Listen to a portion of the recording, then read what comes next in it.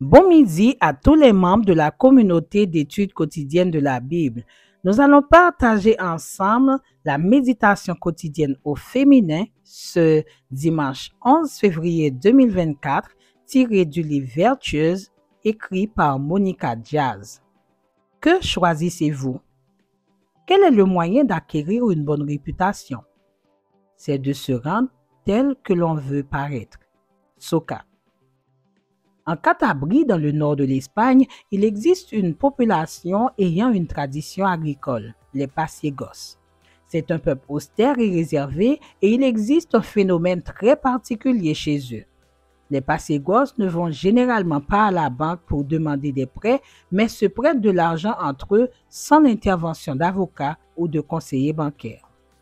Pour obtenir un prêt dans cette communauté, il suffit de la présence de 2 témoins et d'une poignée de main finale. Et vous savez quoi? Il n'y a pas de mauvais payeurs parmi les Pasiegos. Le taux d'impayé est nul. Il n'y a personne qui ne rembourse pas ce qu'il doit. N'est-il pas paradoxal que ce soit précisément dans un environnement où aucune mesure n'est prise, signature de contrat, présence d'avocats, intervention d'une banque, qu'il n'y a le moins de malhonnêteté? On ne peut que se demander pourquoi. La raison est simple. Le châtiment de ceux qui ne remboursent pas ce qu'ils doivent est le discrédit. Pour les Pasiegos, une bonne réputation est vitale et ils ne sont pas prêts à la perdre pour quoi que ce soit, encore moins pour de l'argent.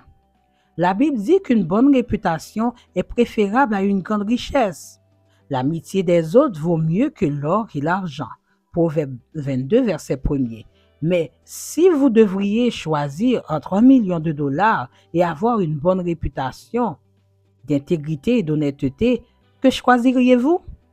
C'est une question difficile. Hein? À quoi accordons-nous le plus de valeur? À l'intégrité et à l'honnêteté ou au bien matériel? Bien sûr, être honnête ne garantit pas qu'on ne dira pas du mal de nous.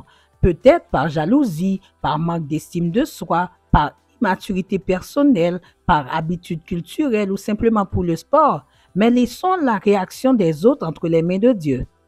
2 choses seulement sont entre nos mains. Premièrement, se rendre tel que l'on veut paraître. Et deuxièmement, commencer à construire notre réputation dans notre propre maison. C'est notre famille qui sait vraiment qui nous sommes et comment nous sommes. Nous pouvons tromper ceux qui sont à l'extérieur en donnant l'impression d'avoir une honnêteté et une intégrité que nous n'avons pas.